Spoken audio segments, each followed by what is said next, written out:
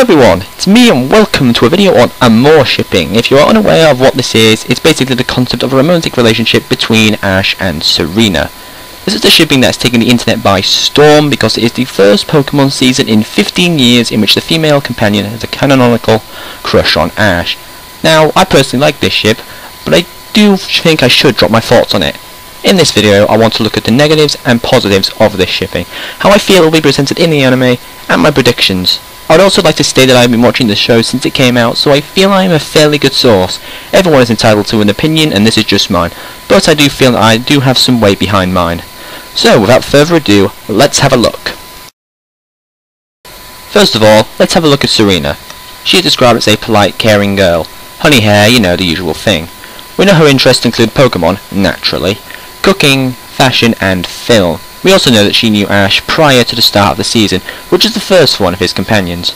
As for her personality, she is kind of bland. In comparison to pretty much every companion that Ash has ever had, she's a fairly bland person. For example, in comparison to someone like Iris, who had a very eccentric personality, Serena seems fairly bland in comparison. As for her goal, she doesn't have one. Now this can be taken as a good or a bad thing. The negatives mean that we have no knowledge about her personality as a result, and it also doesn't help justify any of her actions. For example, Dawn took a massive amount of pride in her appearance, and it was noted very largely in the anime. But Dawn was a coordinator, her goal was to become a top coordinator, and because coordinators and their Pokemon have to look their best, it means that she had to take pride in her appearance. Serena, however, though she does take pride in her appearance, it doesn't exactly mean too much. I understand that most girls do take pride in appearance, but Serena takes it to the nth degree. Her most heroic moment was saving her Fennekin from, and get ready for this, a muddy puddle about 15 meters wide, maybe 4 centimeters deep. Her inner monologue was not caring about getting dirty. That's pretty pathetic under normal circumstances. Without a goal, the only reason I can think of her existence is to acknowledge that some fans want a canonical shipping. However, a positive that this can be taken as is that she has no reason to leave Ash. Misty left because she was a gym leader. May and Dawn left to follow their dreams to be top coordinators. Iris left to find more dragon types and help become a dragon master. Meanwhile, Serena has no goal. Her entire reason for setting out on her journey was to meet Ash. Without something to leave him for, she can stay with him for a long time. Unless she develops a goal within the anime which prevents her from travelling with Ash, we could potentially be looking at the second companion who sticks around for more than one region. If you think about it, we do know that Serena loves Ash. That's an undeniable fact. So why would she leave him unless she is literally forced to? So take that as you will. The second thing we will look at is the actual crush Serena has on Ash. This can only be taken as a positive for the shipping. Every other shipping in Pokemon has been assumed based on hints and acts done by the people, many of which were not intended to hint anything that constitutes a romantic relationship. Virtually all of Serena's actions, however, show that her crush, they were all completely intended by the animators. To give an example, when Ash lost his 6-on-6 battle against Paul, and Dawn became worried, it is more than likely that it was just concern on a romantic way, or at least not intended to come across in that manner. In comparison, Serena's concern when Ash challenged his second gym was real due to her feelings for him.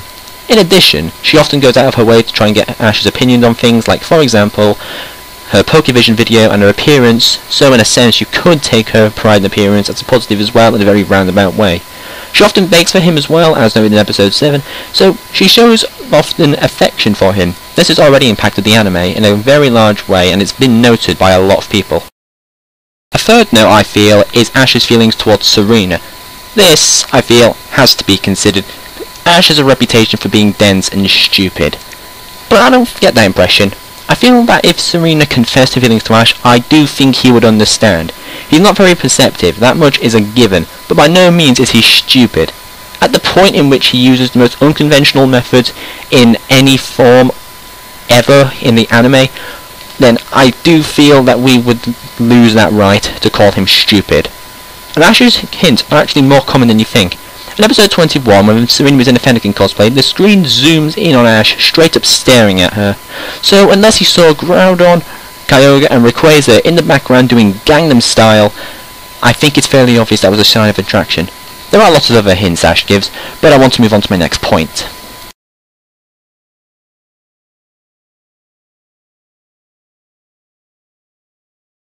On a final note, let's have a look at the idea of canon armor shipping. Basically meaning that Ash and Serena will be a couple at some point, or acknowledge each other's feelings for one another.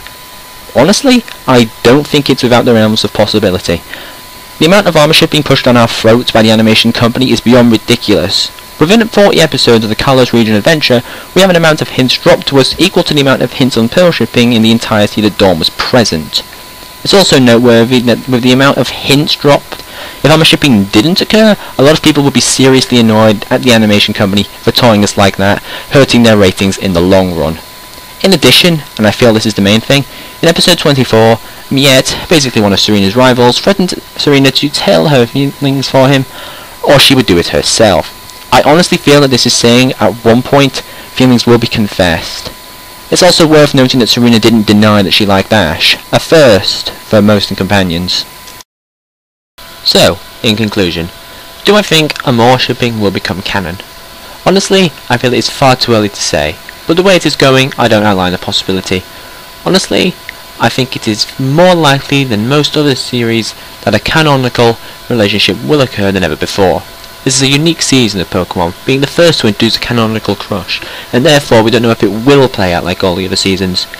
I personally hope it doesn't, and Amourshipping will become canon, because despite all my problems with it, I really do like Serena. It's nice to see someone being honest about their feelings for Ash rather than denying it immediately. If I had to put a number on it, I would say it is 65% likely to become canon. So, let me know what you think. Remember, everyone is entitled to their own opinion, so don't flame someone for having a varying opinion or you will be muted, comments removed and banned from the channel. I don't want to put up with a flame war. By all means, disagree and debate, but don't be dicks about it. Let me know what you think about armor shipping. Is it good?